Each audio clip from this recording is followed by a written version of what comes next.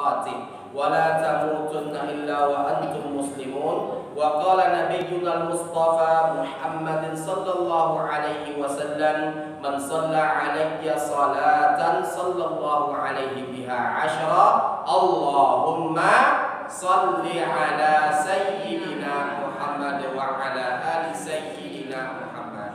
Ibu-ibu yang dimuliakan Allah, pada sore hari ini kembali kita bersyukur kepada Allah Rabbul Alamin atas segala limpahan nikmat dan karunia yang telah Allah Subhanahu wa taala berikan kepada kita semua. Nikmat kesehatan, nikmat keselamatan dalam beraktivitas sehari-hari, nikmat kebersamaan, nikmat kesempatan, nikmat kebebasan, nikmat kemerdekaan dalam berubudiyah kepada Allah Subhanahu wa taala. Semoga kita semua adalah hamba-hamba Allah yang selalu dan senantiasa mensyukuri nikmat pemberian Allah, dan kita dijauhkan dari sifat kufur apalagi ingkar terhadap nikmat pemberian Allah Subhanahu wa taala. Salawat beserta salam, tidak lupa kita berselawat kepada Rasulullah Muhammad sallallahu alaihi wasallam, uswatuna wa qudwatuna fi hayatina,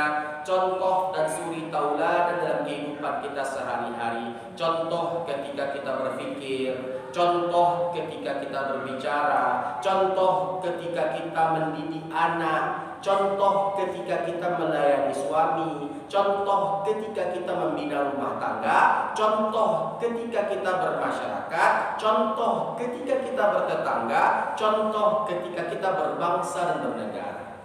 Nabi katakan dalam hadisnya yang mulia, taraktu fikum amrayn, aku tinggalkan untuk kalian dua perkara, lan tadillu ma in tamassaktum bihi ma abada, kalian tidak akan pernah tersesat untuk selama-lamanya selagi kalian berpegang teguh kepada dua perkara ini, kitabullah dan sunnah Nabi Muhammad sallallahu alaihi wasallam. Jadi ibu-ibu yang dimuliakan Allah, kalau mau Allah bukakan pintu-pintu surga untuk kita, bukalah pintu-pintu surga tersebut dengan Al-Quran dan sunnah Nabi Muhammad sallallahu alaihi wasallam. Pintu-pintu surga itu memiliki tingkatan-tingkatan, dan tingkatan yang paling teratas adalah surga Firdaus.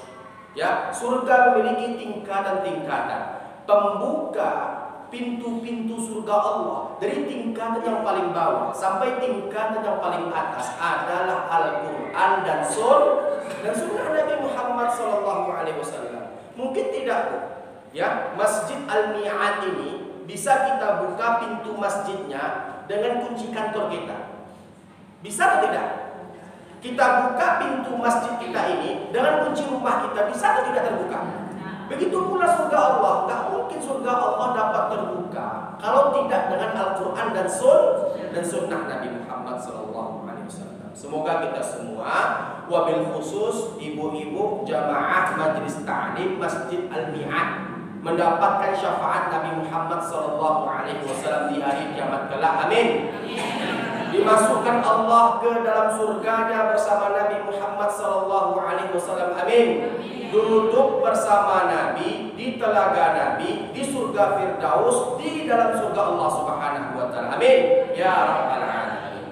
Baiklah ibu-ibu yang dimuliakan Allah, kajian kita pada sore hari ini ada dua judul. Saya silahkan ibu-ibu memilihnya. Satu, minyaklah habis sama indah lama. Dua, bagai mamaga karambia condong ibarat mancing jatuh kabaret. Nah, ini ibu-ibu ini harus duduk dulu perkara itu dulu. Tidak bisa main sampai-sampai kan kita. Judul pertama saya kasih minyaklah habis sama indah lama. Judul kedua, bagai mamaga kerambia condong ibarat mancing jatuh kabaret. Di antara dua petitik petata ini, mana yang harus kita kaji terlebih dahulu? Mana? Yang pertama atau yang kedua?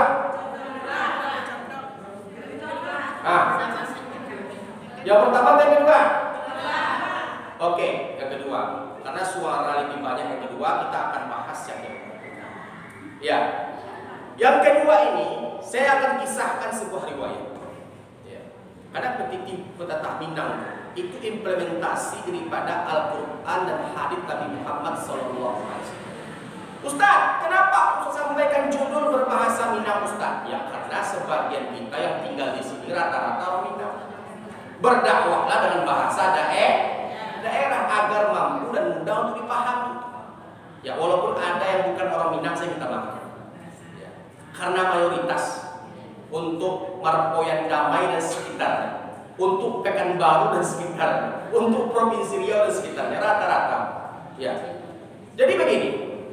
Kita ambil judul kedua. Bagai mamaga kerambia condong ibarat mancing jatuh ke barat. Lamma hajaran Nabi sallallahu alaihi wasallam ila Madinah. Tatkala Nabi Muhammad sallallahu alaihi wasallam hijrah dari Makkah ke Madinah. Nabi hijrah dari Makkah ke Madinah. Setibanya Nabi di Madinah, Nabi disambut oleh kaum Ansar. Nabi Muhammad disambut oleh lautan manusia ketika itu. Nabi disambut oleh banyaknya kerumunan manusia ketika itu. Nah, ketika Nabi berada di tengah-tengah kerumunan manusia, Nabi Sallallahu Alaihi Wasallam bersabda, Ayyuhan nas. Apa kata Nabi? Ayyuhan nas. Wahai seluruh manusia. Kenapa Nabi gunakan kalimat ayyuhan nas? Kenapa ya ayyuhalladzina amanu? Karena di situ ada orang-orang yang non-muslim. Ibu-ibu yang dimuliakan Allah. Makanya Nabi menghimbau ayyuhan nas. Di situ ada orang Yahudi, di situ ada orang-orang selain kaum Ansar. Makanya Nabi menyeru kepada seluruh manusia ketika itu. Yang ada, yang berkerumun, yang mengelilingi Nabi Muhammad SAW. Nabi bersabda, Ayuhan nas, wahai seluruh manusia. Apa kata Nabi? Afsus salam. Yang pertama, tebarkan salam. Nah, para ulama mengemas hadis ini dengan judul 4 amalan yang akan dapat memasukkan pelakunya dengan sukses ke dalam surga Allah. Catat.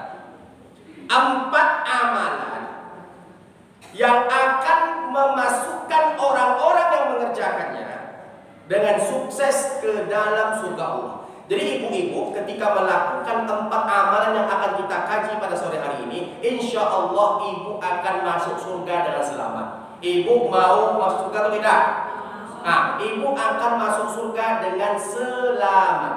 Ada 4 amalan. Yang pertama kata Nabi Muhammad SAW, afsus salam, tebarkan salam.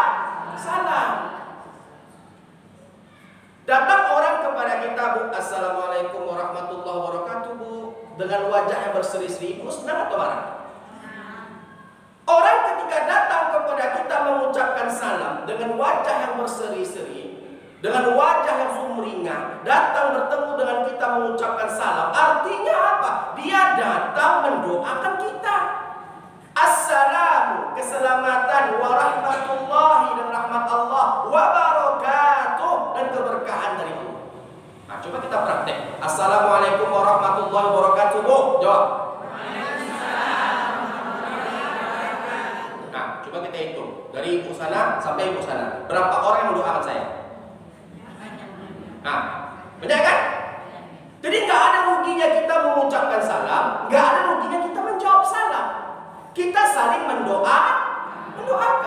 Dalam hadis lain yang mendukung hadis ini, Nabi SAW katakan, "Afshus salam ala man arafta wa man lam ta'rif."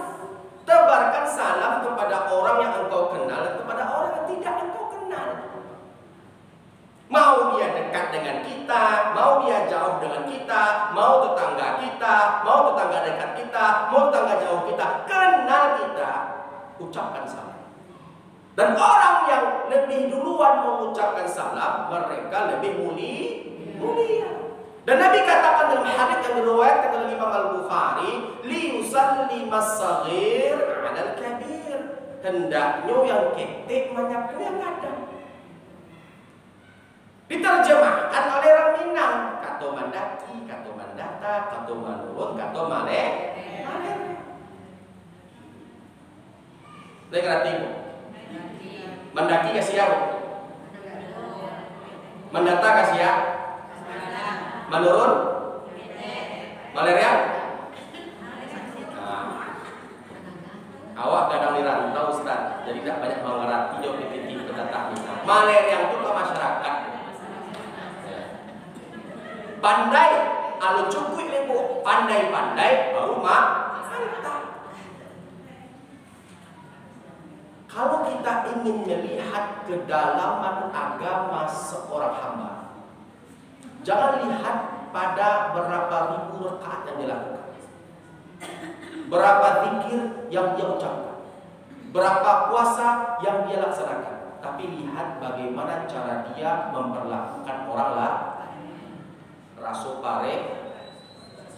Rasul Pareso. Kembali kita kepada kajian kita pada sore hari. Ya, jadi mengucapkan salam itu jamaah adalah sunnah di antara sunnah Nabi. Bahkan dalam hadis yang diriwayatkan oleh Imam Muslim dalam sahihnya, kata Nabi Muhammad sallallahu alaihi wasallam, "Haqqul muslim 'alal muslim sittun idza laqitahu fasallim 'alaihi." Hak seorang muslim untuk muslim yang lainnya itu ada 6. Di antara yang 6 itu, idza laqitahu fasallim 'alaihi. Apabila engkau bertemu dengannya maka ucapkanlah salam. Dari salam timbul persahabatan. Dari persahabatan timbul kasih sayang. Dari kasih sayang timbul cinta. Banyak gak bu kita mengangkat turun sana ambo tu, dun sana angki ambo tu, ama angki ambo tu, apa angki ambo tu, kakak angki ambo tu, adik angki ambo. Kenapa kita kadang-kadang dalam percaya diri mengatakan si fulan keluarga angkat saya, kakak itu keluarga angkat saya. Kenapa? Berawal dari salam, berawal dari tabassumuka fi wajhi akhika shadaqah. Senyummu pada wajah saudaramu adalah sedekah. Jadi keluarga kita itu bu semakin bertambah, silaturahmi kita semakin banyak. Keluarga kita di kampung, keluarga yang ada di sini adalah para tetangga kita. Bagaimana mungkin akan tumbuh rasa kasih sayang di antara kita sebelum kita disapa orang kita malengah duluan? Banyak terjadi kehidupan di masyarakat. Siapa aja itu? Dia tinggal si patang baru ambulo kemana pun. Sorry dia. Ambura lampung sih. Siapa aja itu ambulo kemana pun. Astagfirullahaladzim. Padahal tadi telah kita dudukkan jamaah, ya. Assalamualaikum warahmatullahi wabarakatuh. Keselamatan, warahmatullah dan rahmat Allah wabarakatuh dan keberkahan dari. Semakin banyak kita mengucapkan, semakin banyak kita menjawab, semakin banyak doa yang tercurahkan kepada kita. Tiada pula orang-orang di zaman sekarang untuk salam itu singkat-singkatnya. Assalamualaikum, apa arti Assalamualaikum? Coba sampaikan kepada saya apa arti Assalamualaikum? Apa arti Assalamualaikum? Assalamualaikum, apa arti Assalamualaikum? Sampai sekarang saya cari di kamus bahasa Arab, mau di Lisanul Arab, mau di Al-Mu'jam, mau di Mahmud Yunus, tidak ketemu arti Assalamualaikum. Apa arti Assalamualaikum? Kadang-kadang kalau melalui WA atau SMS, ASS, WR, WB, saya ya kadang-kadang suka kesal ketika membaca buku. Ini pribadi saya sampaikan. Kadang-kadang saya suka kesal ketika membaca buku. Kadang-kadang kita saking sukanya menyingkat-nyingkat kata, apa yang tak pantas untuk disingkat, kita singkat. Contohnya, kita membaca Nabi Muhammad SAW, Allah SWT. Apa salahnya kita buat Sallallahu Alaihi Wasallam? Apa salahnya kita buat Subhanahu Wa Ta'ala? Ketika membaca tulisan Sallallahu Alaihi Wasallam atau Subhanahu Wa Ta'ala, secara tidak langsung kita membawa pembaca untuk berselawat kepada Nabi dan bertasbih kepada Allah. Ya kan? Boleh kita menyingkat-nyingkat kata, tapi bertempat singkatan itu. Majelis Ta'lim Masjid Al-Mi'ad, MT Masjid Al-Mi'ad, boleh. Kalau berisikan sholawat dan doa sebisa mungkin jangan singkat, buat sallallahu alaihi wasallam. Orang bacanya peringatan Maulid Nabi Muhammad sallallahu alaihi wasallam, tanpa disadari dia berselawat kepada Nabi. Semoga kita mendapatkan keberkahan dan pertolongan dari Allah Subhanahu wa taala, tanpa disadari dia telah bertasbih kepada Allah Subhanahu. Nah, jadi jangan disingkat-singkat, Bu. Mekum. Assalamualaikum warahmatullahi wabarakatuh. Nggak sampai habis 2-3 detik mengucapnya. Jadi jangan disingkat-singkat doa itu. Ya. Jadi amalan pertama dari 4 amalan yang akan dapat menghantarkan pelakunya dengan sukses ke dalam surga Allah adalah menebarkan salam. Yang kedua, at'imut ta'am, berikanlah makanan. Berikanlah makanan. Sebelum saya lanjut kepada poin yang kedua, sekarang saya tanya kepada jemaah, menebarkan salam itu hablum minallah atau hablum minannas? Hablum minallah atau hablum minannas? Satu. Yang kedua, at'imut ta'am, memberi makan. Siapa di antara kita di sini yang ketika diberi makan dia marah? Ada nggak? Ibu-ibu nanti pulang dari kajian ini, saya panggil tukang masak di sederhana, masing-masing ibu dapat rendang 3 potong. Senang nggak? Nanti, bukan sekarang. Insya Allah. Insya Allah. Siapa di antara kita di sini yang tak senang ketika dikasih makan? Ada, Bu. Dan memberi makan itu merupakan sunnah di antara sunnah Nabi. Ada suatu tradisi yang hilang, Bu, di tengah masyarakat kita. Saya dulu waktu kecil, saya sering kedatangan tamu. Tamu itu ibu-ibu, ya. Waktu kecil itu ibu-ibu itu bertanya, "Kamar maam yo, kamar pai teh, aku aja kamar." Ada rantang bukan sekitar 3 atau 4. Makanlah kami. Nah, ketika saya disuruh mengantarkan rantang itu kembali kepada yang punya, itu saya perhatikan, saya teliti dan saya periksa. Rantang yang diantarkan kembali itu jarang kosong, selalu terisi dengan kue ataupun nasi ataupun yang sejenisnya. Betul tidak? Betul atau tidak? Tradisi yang baik, budaya yang baik, kultur yang baik, yang lama kelamaan sudah mulai menghilang. Dulu nggak ada ceritanya, Bu, kita dikasih orang makanan, kita dikasih orang kue, kita dikasih orang hal-hal yang berkaitan dengan masalah makanan, baik itu ketika pesta atau ketika acara-acara keluarga. Datang ke rumah kita, ketika kita pulangkan piring bekas makanan yang diberikan kepada kita, jarang kita pulangkan dalam keadaan kosong. Setidaknya apa, Bu? Kue bolu kita isi, ya kan? Kerupuk-kerupuk atau sejenisnya. Nah, itu sudah baik, saling berbagi makanan, saling memberi makanan. Bahkan ada sebuah doa, Bu, ketika kita dikasih orang makanan atau sejenisnya, apa yang kita ucapkan? Jazakallah khair. Semoga Allah membalas dengan kebaikan. Nah, orang yang ketika diberi makan tidak ada yang tidak senang, rata-rata mereka senang. Sampai-sampai Nabi bersabda dalam hadis yang lain, hadis yang diriwayatkan oleh Imam Muslim dalam sahihnya, "Idza tabakhta barakatan fa'akfir ma'aha." Kalau engkau masak gulai atau yang sejenisnya atau makanan yang ada kuah-kuahnya, berbanyak isinya, bukan berbanyak kuahnya. Banyak ustaz menerjemahkan maro'aha tadi itu kuah. Kalau saya tidak isi. Iko kantang 2 potong, ceker 3, kepala ayam sampai puasa dorong.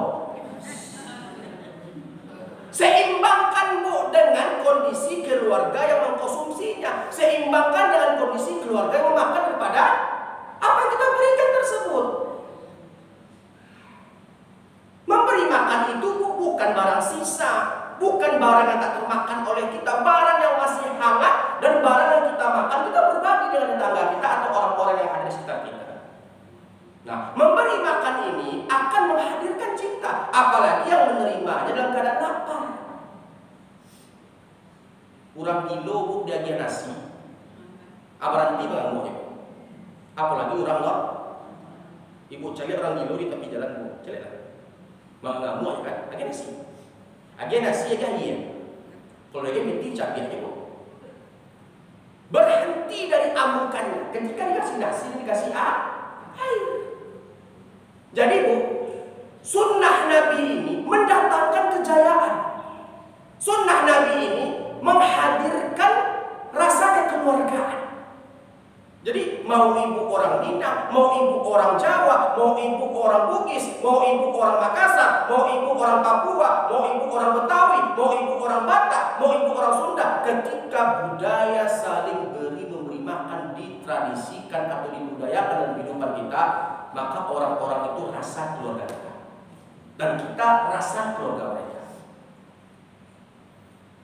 Jadi tujuan Nabi, kenapa Nabi perintahkan kita menebarkan salam dan memberi makan? Supaya ukhuwah Islamiyah kita senantiasa terjaga.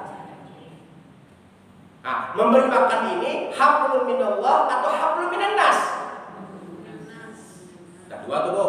Dan yang ketiga, wasalul arham, sambunglah tali silaturahmi. Kecil Nabi, sambunglah tali silaturahmi.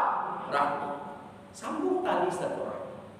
Bahkan Nabi Muhammad SAW mengancam bagi orang-orang yang gemar memutuskan tali silaturahmi. Apa ancaman Nabi? La yadkhulul jannata qati', yakni qati'ur rahim. Tidak masuk surga orang yang memutuskan tali silaturahmi. Apa tadi bu? Tidak masuk surga orang yang memutuskan tali silaturahmi. Hadits sahih yang diriwayatkan oleh Imam Al-Bukhari dalam sahih. Dalam hadits yang lain, Nabi Muhammad SAW bersabda, hadits yang diriwayatkan oleh Imam Muslim dalam sahihnya, laisa minna, bukan dari kelompok kami, bukan dari golongan kami. Kalau Nabi mengatakan bukan dari golongan kami, berarti kita tak dianggap Nabi sebagai umatnya. Kalau kita tak dianggap Nabi sebagai umatnya, kemana nantinya kita akan minta syafaat? Kalau Nabi nanti tak menganggap kita sebagai umatnya, kemana nantinya kita akan minta syafaat? Nabi katakan bukan dari golongan kami, bukan dari kelompok kami. Man yahjuru akhahu, yang tak bertegur sapa dengan saudaranya fauqa thalatha ayyam, lebih 3 hari 3 malam. Bukan dari kelompok kami, bukan dari golongan kami, bukan umatku. Orang-orang yang tak bertegur sapa dengan saudaranya lebih 3 hari 3 malam. Ibu-ibu yang masih ada permusuhan dengan orang lain, mulai hari ini lepaskan permusuhan itu. Kalau ada, kan saya bilang kalau ada. Ado bacakak jo tetangga, selesaikan hari ini. Ado bacakak jo jamaah majelis taklim, selesaikan hari ini. Ado bacakak jo apak, jo ayah, jo mande, jo amak, selesaikan hari ini. Ado bacakak jo ipa, jo kakak, jo ente, jo mahitam, segala macam yo, selesaikan hari ini. Batasnya bu 3 hari 3.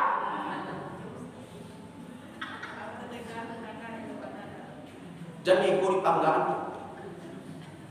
Ibu mati.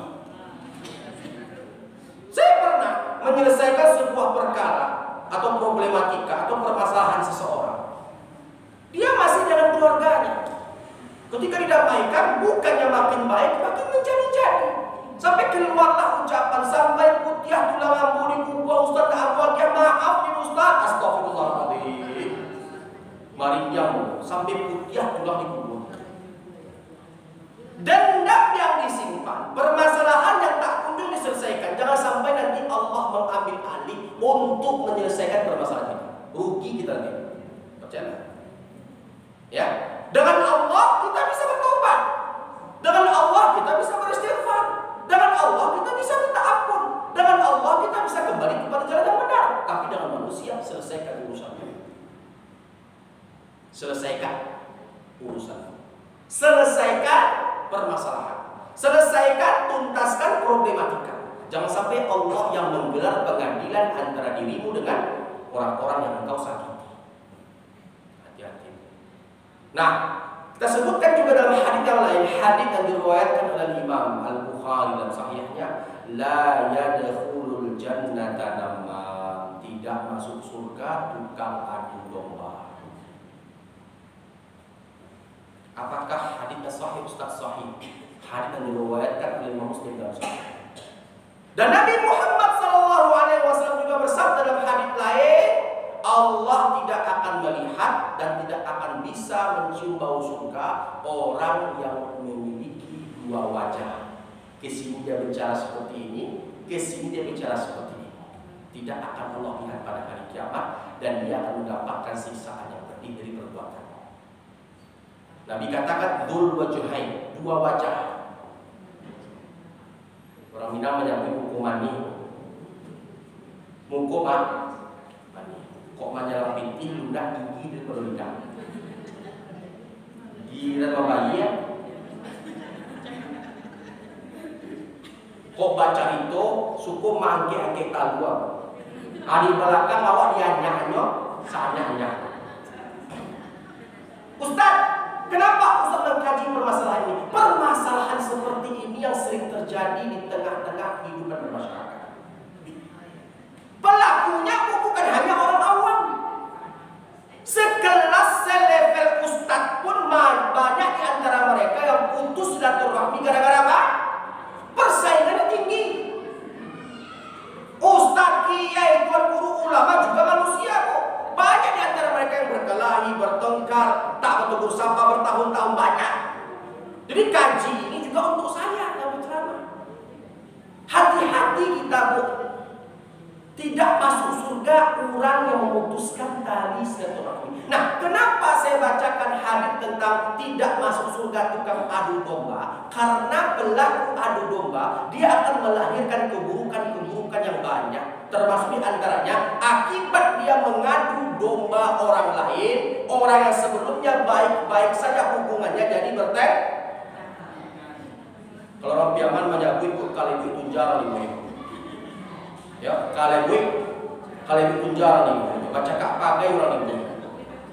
Banyak dari seperti ini. Hati-hati lisan kita yang berbicara, yang tujuan dari ucapan kita tadi itu memecah belah persatuan masyarakat yang sebelumnya adem ayem, yang sebelumnya akur-akur saja, bertengkar sampai putus tali silaturahmi, ukhuwah Islamiyah sampai retak. Hati-hati, kita terancam sulit masuk surga Allah.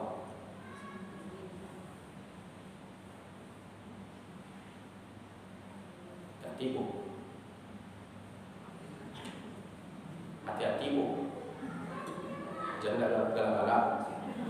Hati-hati. Tasingguang Ustaz rancana. Berarti hati kita masih sensitif dengan perkara agama. Tidak dikunci mati oleh Allah Subhanahu wa taala. Ustaz, tak jadi diambil Ustaz capek selesaikan.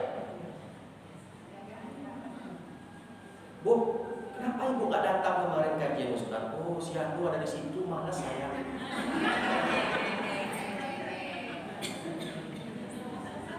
Dia agak ongeh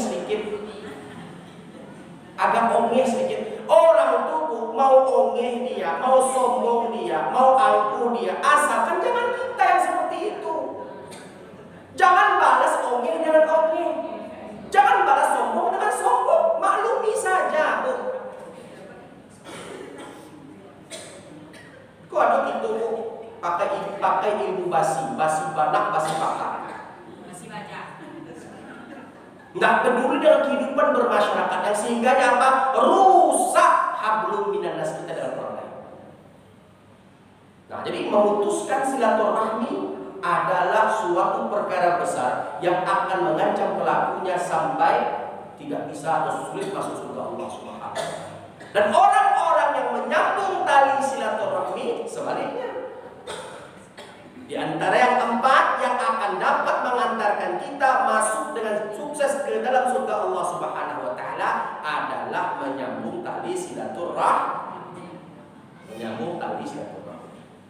Oh, si anu tu aku pindah Bu. Nyelobana tu Bu. Lakinya juga elobana. Kami Bu Nak takkan adik kami memasukkan baju ketika hujan, dimasukkannya baju. Bapak pindahnya, hilangkan masyarakat ketika orang baik itu pindah. Kepergiannya ditangisi oleh banyak orang. Kedatangannya dicintai, dirindukan oleh banyak orang. Aku indah kok, rancak aja tuh baik. Orang lain mantiko ciri, di baru gua meninggal bala, meninggalkan masalah, meninggalkan musibah, rancaknya baik. Ada sampai kita ambil seperti itu kok. Kepergian kita diharapkan orang, kedatangan kita diwaspadai orang. Nah, jadi seperti itu. Jadi memutuskan silaturahmi ancamannya neraka, menyambung tali silaturahmi balasannya adalah surga. Nah, ada berapa kata kaji bu? Ada berapa? 3. Menyambung tali silaturahmi, hablum minallah atau hablum minan nas? Hablum minan nas. Nah, yang pertama hablum minan nas, yang kedua hablum minan nas, yang ketiga hablum minan nas. Dan kita masuk kepada yang keempat. Wasallu billaili wan nasu niyam. Salatlah di tengah malam di saat kebanyakan manusia terlelap tidur. Apa nama salatnya? Tahajud. Apa nama ibadahnya? Tahajud. Allah Subhanahu wa taala berfirman, "A'udzu billahi minasyaitonir rajim. Wa minal laili fatahajjad bihi nafilatan lak. Asa an yab'atsaka rabbuka maqaman mahmuda." Orang-orang soleh bu tidak pernah lepas dari tahajud. Bahkan Nabi Muhammad SAW sampai basah jenggotnya, sampai bengkak tumitnya, berqiyamul lail, bertahajud kepada Allah SWT. Ibu mau awet muda, laksanakan tahajud. Ibu mau dijauhkan dari penyakit-penyakit kronis, rutinkan tahajud. Rutinkan tahajud, rutinkan berwudu sebelum subuh, rutinkan mandi sebelum subuh. Insya Allah sehat walafiat kita. Karena di antara rahasia sehatnya Rasulullah Muhammad SAW adalah Nabi gemar bertahajud dan gemar mandi sebelum subuh.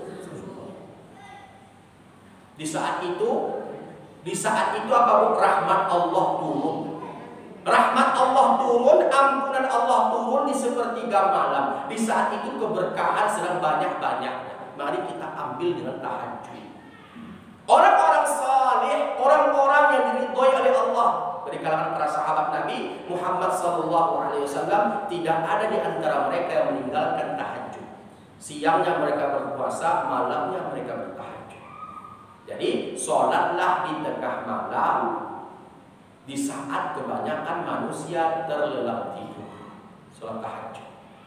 Sholat di mana kita berada di suasana yang penuh dengan keheningan, yang penuh dengan kesunyian.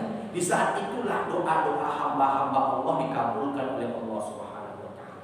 Dosa-dosa yang dilakukan pada siang hari diampunkan oleh Allah Subhanahu wa taala. Kesalahan-kesalahan yang dikerjakan dihapuskan oleh Allah Subhanahu wa taala. Di saat tahajud, angkat tangan tinggi-tinggi, ya Allah, ya Rahman, ya Rahim, ya Aziz, ya Fattah, ya Alim, ya Dzal Jalali wal Ikram. La ilaha illa anta subhanaka inna kunna minadh dhalimin. Ya Allah, ampunkan dosa kami ya Allah. Ampunkan dosa ibu dan ayah kami yang telah meninggalkan kami ya Allah. Lapangkanlah kuburannya ya Allah. Jadikanlah kuburannya taman di antara taman-taman surga ya Rahman. Jauhkanlah kedua orang tua kami dari panasnya api neraka-Mu ya Allah. Jauhkanlah kedua orang tua kami dari sempitnya kubur-Mu ya Allah. Jauhkanlah kedua orang tua kami dari gelapnya kubur-Mu ya Allah. Berdoa kita dikabulkan oleh Allah Subhanahu di waktu tahajud.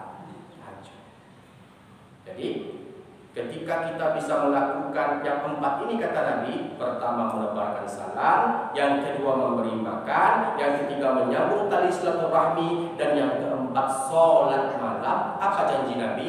Tadkhulul jannata bisalam. Niscaya engkau pasti akan masuk surga dengan selamat. Ketika kita bisa mengamalkan, melaksanakan, mengerjakan, melakukan, yang pertama apa tadi? Menebarkan salam. Yang kedua, memberi makan. Yang ketiga, menyambung tali silaturahmi. Yang keempat, sholat malam. Apa kata Nabi? Tadkhulul jannata niscaya engkau pasti akan masuk surga dengan selamat. Nah, kalau kita kaji-kaji, kalau kita renung-renungkan, kalau kita fikir-fikirkan, 3 hablum minan nas, 1 hablum minallah. Betul atau tidak? 3 hablum minan nas, 1 hablum. Artinya apa? Nabi Muhammad SAW mengarahkan, mengajarkan kepada kita, sebelum kita memperbaiki hubungan dengan Allah, perbaiki dulu hubungan dengan manusia. Seperti yang saya katakan tadi, kalau ibu ingin melihat kedalaman agama seseorang, jangan lihat berapa ribu rakaat sholat yang dikerjakan. Jangan lihat pintarnya dalam menyampaikan perkara agama. Jangan lihat tahajudnya, witirnya, duhanya. Jangan lihat puasa Senin Kamisnya. Jangan lihat infak dan sedekahnya. Tapi lihatlah bagaimana cara dia memperhatikan dan memperlakukan orang lain. Nabi katakan dalam hadis yang mulia, innama bu'ithtu li utammima makarimal akhlak. Sungguhnya aku diutus untuk memperbaiki, menyempurnakan akhlak-akhlak manusia.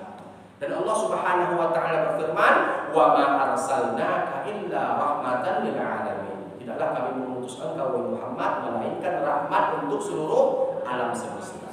Jadi ibu yang dirahmati oleh Allah Subhanahu wa taala, Majelis Ta'lim Masjid Al-Mi'ad yang dimuliakan oleh Allah Subhanahu wa taala, sebelum kita benar-benar memastikan hubungan kita dengan Allah baik, maka pastikan terlebih dahulu hubungan kita dengan manusia.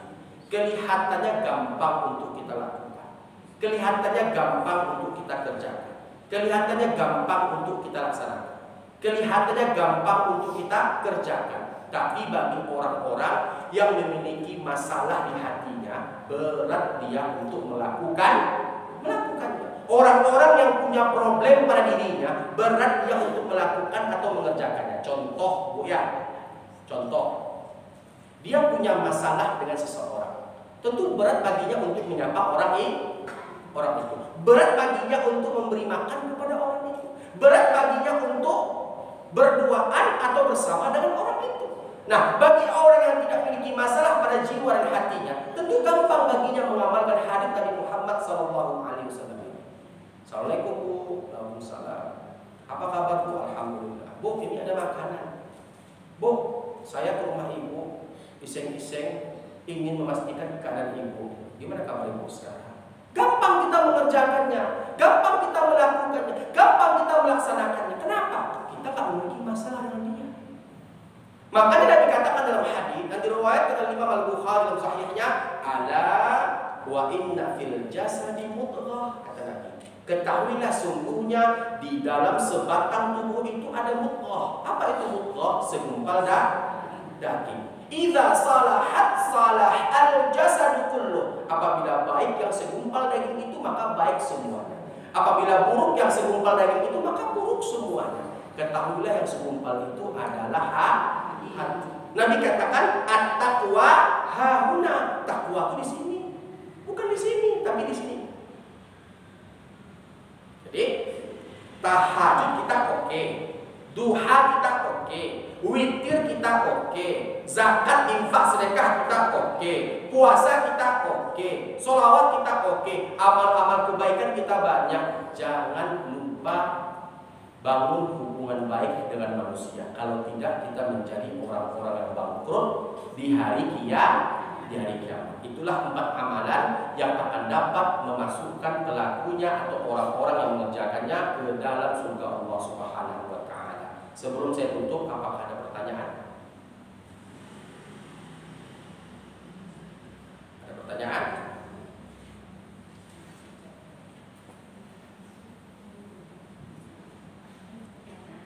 Ya, silakan. Kalau orang ngaji di masjid, apa masih boleh jadi ngaji?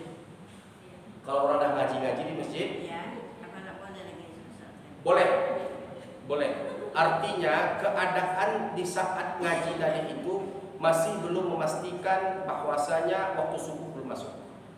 Kalau kita belajar ilmu falak, ya ilmu perbintangan atau ilmu di mana kita melihat dan memastikan masuknya waktu sholat, maka ada waktu-waktu yang seperti kita diharamkan untuk sholat, ada waktu-waktu yang kita harus menjaga diri, dan ada waktu-waktu di mana kita masih diberikan kebolehan untuk melaksanakan sholat. Sama seperti puasa, ada waktu di mana kita harus menahan diri untuk tidak makan, namanya imsak, ya, sebelum subuh. Nah, apakah waktu itu memang betul-betul kita nggak boleh makan, Ustaz? Tidak. Perbedaan pendapat di antara kalangan para ulama, menahan diri itu untuk berjaga-jaga supaya kita tak terjatuh pada perkara syubhat. Ya, artinya apa? Kita masih boleh makan menurut pendapat-pendapat dan pandangan-pandangan ulama-ulama yang lain dari lintas mazhab yang ada, kita masih boleh makan. Kalau seandainya makanan yang kita makan tadi itu masih belum habis dan kita perlu untuk menghabiskannya. Contohnya ibu makan, ya, ibu belum minum, masih pertengahan makan, tiba-tiba bunyi sirine imsak telah berbunyi. Apakah kita harus melanjutkan? Ya, lanjutkan untuk menghabiskan atau menyelesaikan makanan yang kita makan atau minuman yang kita belum minum. Nah, begitu pula ada waktu-waktu yang dia bukan masuk di waktu rawan, dia masih dibolehkan. Jadi kalau ibu ingin menambahkan jumlah rakaat sholat ketika itu dipersilakan, ya. Dan di antara sunnah Nabi Muhammad SAW ada 2 adzan yang dikumandangkan oleh 2 muadzin ketika subuh. Ya, satu untuk membangunkan orang tidur, satu untuk memanggil orang sholat. Jadi subuh itu kalau ada orang mengumandangkan adzan 2 kali, nah itu pertanda dia menghidupkan sunnah Nabi Muhammad SAW. Jadi 2 muadzin Nabi itu, yang pertama Abdullah bin Umi Maktum, yang kedua Bilal bin Rabah. Nah, jadi ada waktu adzan untuk membangunkan orang tidur, ada waktu adzan untuk mengumpulkan orang-orang sholat. Jadi waktu yang ibu katakan, yang ibu tanyakan tadi adalah waktu yang masih diberikan kepada kita kebolehan untuk melaksanakan sholat. Ya, pertanyaan lainnya? Ya, silakan. Jadi dari semua yang Ustaz uraikan tadi itu, apa hubungannya dengan judulnya tadi, Ustaz? Ya. Hubungan dengan judul yang saya sampaikan tadi, karena kita kadang dirantau. Sesuatu perkara yang mudah dilakukan, yang gampang untuk diamalkan, yang gampang untuk dikerjakan, tapi ketika pengamalannya terasa sulit bagi kita. Coba ibu pagar karambia condong, bisa nggak? Karambia itu condong, ibu pagar. Mengerti ibu? Kita gampang berbicara, tebarkan salam. Ketika kita punya masalah, ibu pernah nampak manci atau kabarek? Pernah nampak manci atau kabarek? Manci jatuh kabarek. Sulit gak dia untuk keluar? Ketika masuk gampang gak bagi dia untuk masuk? Ketika masuk gampang dia untuk masuk ke dalam beras itu. Ketika keluar, jadi jangan kita itu kaya akan teori. Ini termasuk saya, Bu, ya, termasuk saya berceramah pada sore hari ini. Jangan kita gampang menyampaikan sebuah teori, hati begini. Tapi ketika pengamalan, ketika pelaksanaan, ketika pengerjaan kita nol nihil. Allah Subhanahu wa taala katakan yang terdapat di dalam surat As-Saff. Ibu, ya, ini ibu bertanya, perhatikan. Ya, Allah Subhanahu wa taala berfirman dan terdapat di dalam surat As-Saff. Buka nanti juz 28, ya, surat As-Saff. Buka ayat ke sebentar. Nih. Buka ayat kedua. Surat As-Saff, buka ayat yang kedua. Surat As-Saff ini setelah surat Al-Mumtahanah, sebelum surat Al-Jumu'ah. Allah Subhanahu wa taala berfirman, "A'udzu billahi minasyaitonir rajim. Ya ayyuhalladzina amanu lima taquluna ma la taf'alun. Kabura maqtan 'indallahi an taqulu ma la taf'alun." Wahai orang-orang yang beriman, mengapa kamu mengatakan sesuatu yang tidak kamu kerjakan? Ya, itu sangatlah dibenci di sisi Allah jika kamu mengatakan apa-apa yang tidak kamu kerjakan. Dengan hatimu. Beraja petiti petata, satahun sekolahnya.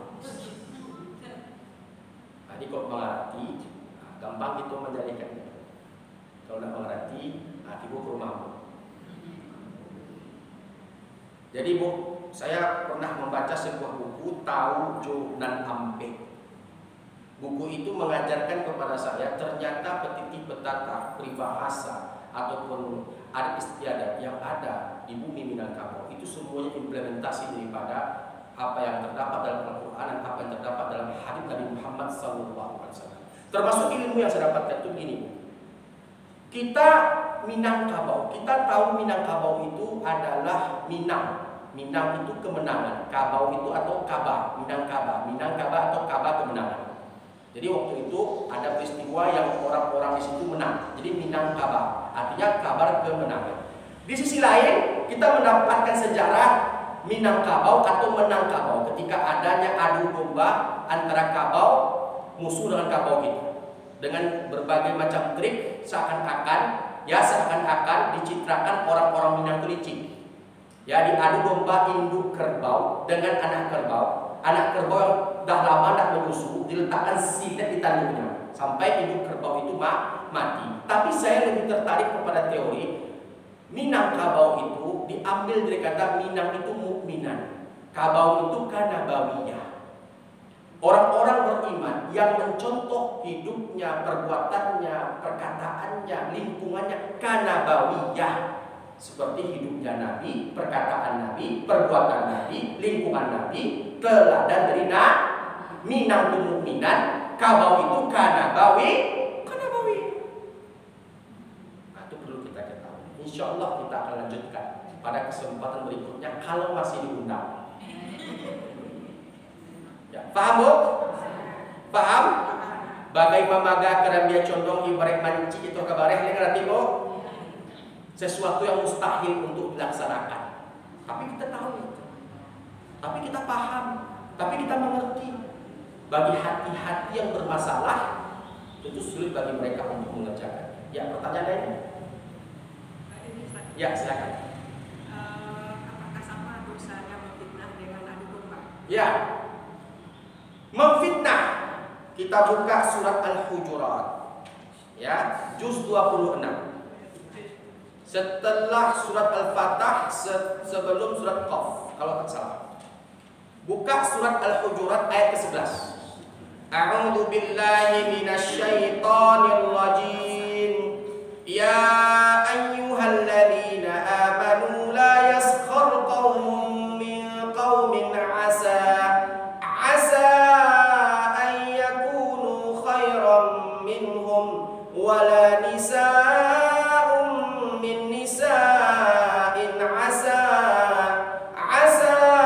an yakunna khairan minhun wala talmizu anfusakum wala tanabazu bil alqab bi'sal ismul fusuq ba'dal iman wa man lam yatub fa ulaika humudz zalimun. Ayat ke-12, ya ayyuhalladzina amanu jtanibu katsiran minadh-dhann inna ba'dadh-dhanni ithmu wa la tajassasu wa la yaghtab ba'dukum ba'dha ayuhibbu ahadukum an ya'kula lahma akhihi maytan fakarihtumuh wattaqullaha innallaha tawwabur rahim. Sebelum kita masuk kepada poin fitnah, terlebih dahulu perlu kita ketahui firman Allah, wahai orang-orang beriman, janganlah suatu kaum mengolok-olok kaum yang lain.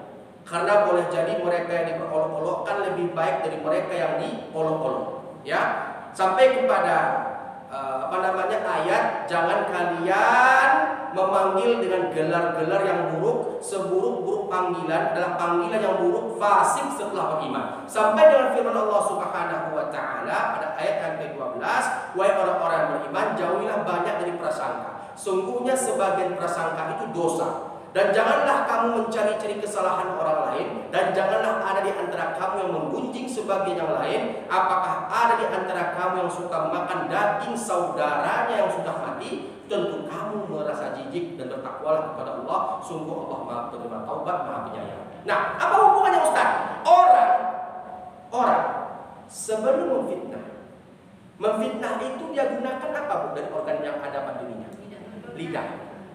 Sebelum dia memfitnah orang itu, tentu orang-orang itu dia cari-cari kesalahan. Setelah dia cari-cari kesalahannya, ada kemungkinan nggak Bu dia gunjing orang itu sebelum difitnah? Ada kemungkinan nggak orang itu dia buruk-burukan sebelum dia fitnah? Ada kemungkinan nggak sebelum dia fitnah, sebelum dia melakukan fitnah kepada orang lain, orang itu dia berikan gelar-gelar buruk, dia berikan sebutan-sebutan buruk atau panggilan-panggilan buruk. Nah, akhirnya dia bungkus dengan yang namanya fitnah dari kesalahan-kesalahan yang dia cari. Dari sekian banyak kesalahan yang terkumpul, dari sekian banyak gunjingan-gunjingan orang ataupun gunjingan-gunjingan dirinya yang dia kumpulkan, maka dengan serta-merta dia jadikan bahan untuk memfitnah orang itu. Makanya fitnah itu al-fitnatu asyaddu minal qatl. Dua kali Allah berfirman, al-fitnatu asyaddu minal qatl, al-fitnatu akbar minal qatl. Nampak? Orang memfitnah, tentu bumbu-bumbu fitnah itu akan bertambah. Supaya apa? Supaya orang-orang yang difitnah semakin difitnah. Sebelum dia memfitnah orang itu, tentu dia mengumpulkan bahan-bahan untuk memfitnahnya. Yang kadang tak ada pada diri orang itu, dia ada-adakannya. Yang kadang tak dilakukan oleh orang itu, disebut-sebutnya. Nah, jadi Bu, dia ada porsi sendiri. Adu domba punya porsi sendiri, fitnah punya porsi sendiri. Nah, kedua-duanya terancam terusir dari surga. Tukang fitnah, tukang adu domba. Orang kalau mengadu domba pasti dia memfitnah. Betul nggak? Orang kalau memfitnah tujuannya pasti mengadu domba. Hati-hati jauh sapu itu tukang sandua. Kian kamari menyandu orang prajono. Kian kamari menyandu orang. Kalau yang dimaksudkan itu tukang sandua kok setiap menyalang tidak pernah membayar ya, supaya tidak jatuh korban-korban berikutnya. Nah, ini dibolehkan Bu. Karena ada gunjing yang dibolehkan oleh agama. Ada gunjing yang dibolehkan oleh agama. Contoh, si A ini Bu terkenal sebagai tukang sandua. Dia Bu mengerti tukang sandua. Tukang salam pintih tapi tidak pernah bayar. Si A ini korban pertama daripada si tukang sandua itu. Nah, si tukang sandua akan menyandua si B. Kebetulan si B kawan si A. Si B bercerita kepada si A, tadi si Anu kamu menyalam piti juambo, apa yang mau lakukan? Jadi dia. Beko hilang si berita itu beko. Jadi dia. Hati-hati. Kalau memberitahu orang dengan sesuatu kemudaratan yang akan terjadi, yang akan mengorbankan, yang akan menjadikan orang-orang itu korban dari perilaku buruknya, itu boleh. Hati-hati di situ banyak begal. Hati-hati si Anu, dia kemarin pernah tersandung kasus narkoba dan segala macamnya. Bentuk daripada mewaspadai diri. Nah, tukang fitnah, tukang adu domba, orang tak mangga-mangga. Hatinya dan panik, pikirannya, otaknya dan panik. Adiknya cerita supaya orang-orang menjauhkan dirinya. Itu dan jahit. Orang panik, ini dan stres. Orang bauto, ini dan panik. Orang bau, ini yang tak lalu tak makan. Modeko Bu. Jadi ancaman Nabi terusir dari surga untuk tipe-tipe yang modeko. Orang nak makan-makan. Pagi-pagi pulang saja mencari piti. Dapat hasil di Pondok Kerajo, membeli undak, inyo nak makan, inyo nak lalu, hatinya nak masalah. Dicarilah informasi, dicarilah kesalahan-kesalahan, dicarilah kekurangan-kekurangan. Akhirnya apa? Dilahirkanlah sebuah fitnah untuk meruntuhkan atau untuk membunuh karakter orang itu.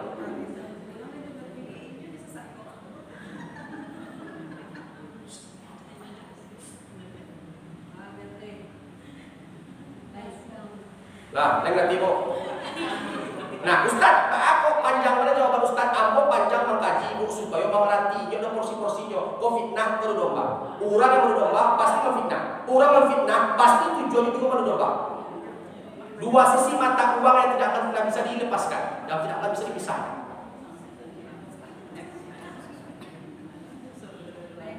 Dengar tengok. Ada pertanyaan lagi? Ya, silakan. Ya, mohon maaf ya, kita bukan yang mau bertanya. Misalnya kita sudah minta maaf, tapi keluar kata-katanya seperti Pak Ustaz katakan tadi, sampai bukti tulangnya tidak dimaafkan. Bagaimana pertanyaan jawaban itu di mata Tuhan kita? Ya, kita sudah menyelesaikan permasalahan kita. Ustaz, saya sapa dia Ustaz, melengah dia Ustaz. Besoknya saya sapa lagi Ustaz, melengah dia Ustaz. Besoknya lagi saya sapa lagi, melengah dia Ustaz. Berkali-kali saya sapa Ustaz, melengah dia Ustaz. Jadi pada dosa juga kok ajak saya sapa. Kenapa? Ketika mengucapkan salam, ada kewajiban untuk menjawab salam. Ustaz Abu Somad Acok menyampaikan sebuah perkataan ulama, sombong terhadap orang sombong adalah sedekah. Kadang-kadang orang sombong kok kalau kita bawaan ke rendah hati, rendah dirinya seperti sombong. Tapi penerapan sifat sombong tadi itu sebisa mungkin jangan kita terapkan dalam kehidupan bermasyarakat. Karena yang berhak sombong itu adalah Allah Subhanahu wa taala. Yang berhak sombong itu adalah Allah Subhanahu wa taala. Namun kadang-kadang orang sombong perlu dikasih pelajaran. Dan biasanya Allah yang kasih pelajaran. Nah, kalau dia ketika kita sapa, ketika kita minta maaf, ketika kita menyampaikan permintaan maaf secara lisan, secara perbuatan, kita dah sampai ke rumahnya, nah dia memberikan maaf, biarkan dia punya urusan dengan Allah Subhanahu wa taala. Kita tidak ada urusan apa-apa. Kita sudah menyelesaikan permasalahan kita. Kalau orang tukang fitnah itu boleh diajar nggak kan? Nggak boleh. Nanti kita disimu. Nanti ditangkap oleh polisi. Nah, hukum negara kita yang dikemas dalam undang-undang yang ada, tukang fitnah bisa dilaporkan dan bisa tersandung hukum kasus pencemaran nama baik. Nah, dalam sistem pemerintahan Islam, tukang fitnah juga bisa dipenjara. Hati-hati. Afatul insan fi hifdzil lisan. Keselamatan manusia terdapat pada bagaimana cara dia memfungsikan lidahnya. Nah, jadi ibu dongkak lo tukang fitnah lo, ibu dan Quran salah. Artinya apa? Kalau memang tak tahan lagi kita, yang dia fitnah itu suami kita, yang dia fitnah itu anak kita, yang dia fitnah itu keluarga kita, tak bisa rasanya kita kasih maaf laporkan ke polisi. Selesai masalah. Supaya ada efek tapi memaafkan jauh lebih Malas dia tuh. Gimana? Malas dia tuh, udah fitnah gitu tuh jadinya malas. Ya, doakan dia, Bu. Ruki saya doakan dia kan. La ilaha illallah Muhammadur Rasulullah. Bu, Bu, perhatikan. Saya kasih kepada ibu sebuah teori. Jadilah orang pemaaf. Jadilah orang pemaaf. Tinggi kita betul. Jangan menjadi orang yang menzolimi. Perhatikan. Jangan menjadi orang yang menzolimi. Jadilah orang yang dizolimi. Bu, kalau begitu cara berpikir kita, coba kita ambil perbandingan. Siapa di antara kita yang paling tua di sini? Saya minta maaf. Berapa umurnya wajah? Berapa umurnya? Yang ibu berapa umurnya, Bu? Mohon maaf, Bu. 80. Masya Allah, 80. Masih sehat, masih semangat untuk hadir di tahun. Masya Allah. Ya, 80 tahun. Oke. Taruhlah. Saya sebutnya 50 tahun. Kalau 80 tahun saya tertuju kepada ibu jadinya. 50 tahun. Hitung, Bu, hitung. Berapa tahun kita bermaksiat kepada Allah? Berapa tahun kita taat kepada Allah? Mana lebih banyak maksiatnya atau taatnya? Pernahkah Allah marah kepada kita?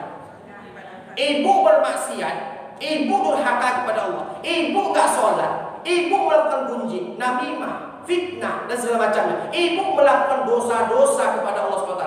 Pernah gak Allah langsung matikan ibu?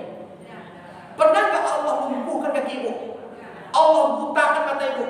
Allah tulikan telinga ibu, pernah nggak? Allah Maha Pemaaf.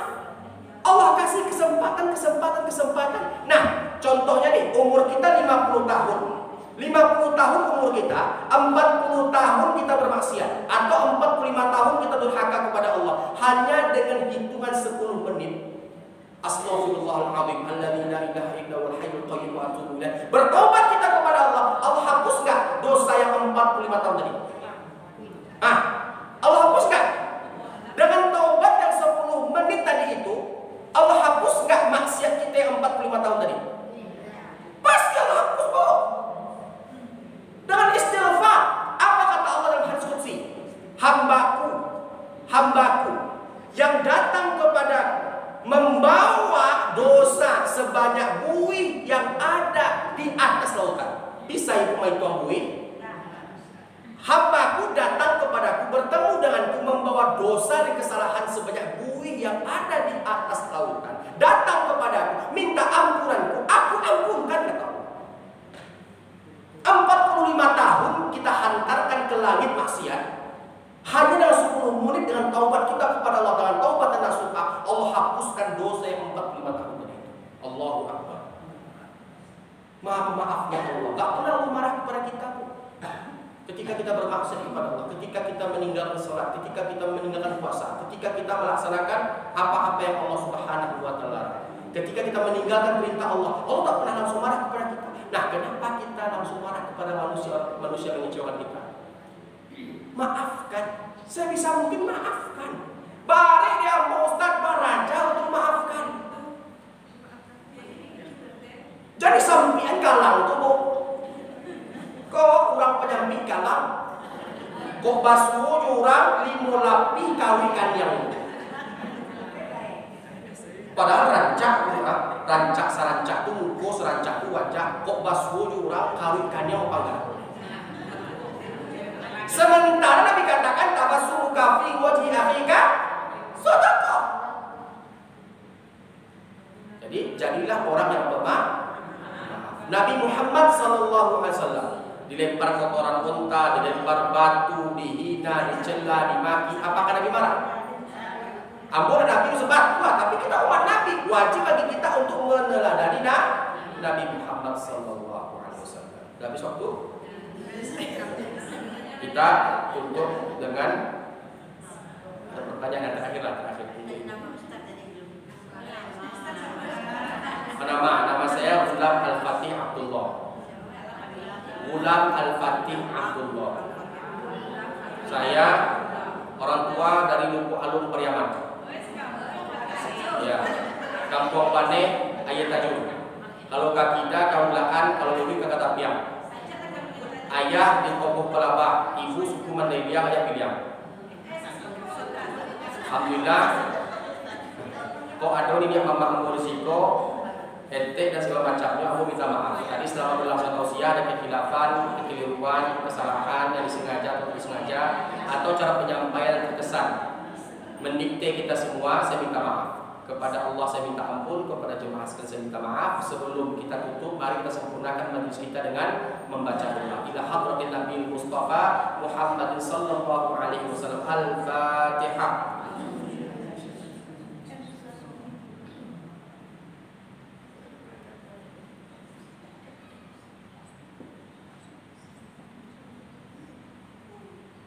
A'udzu billahi minasy syaithanir rajim. Bismillahirrahmanirrahim. Alhamdulillahi rabbil alamin. Wassalatu wassalamu ala asyrafil anbiya'i wal mursalin wa ala alihi wa ashabi rasulillahi ajma'in. Allahumma ighfir lil muslimina wal muslimat wal mu'minina wal mu'minat al ahya'i minhum wal amwat innaka sami'un qaribun mujibud da'wat wa ya qadiyal hajat ya Allah ya Rahman ya Allah ya Fattah ya Allah ya Alim ya Allah ya Dzal Jalali wal Ikram. La ilaha illa anta subhanaka inna kunna minadh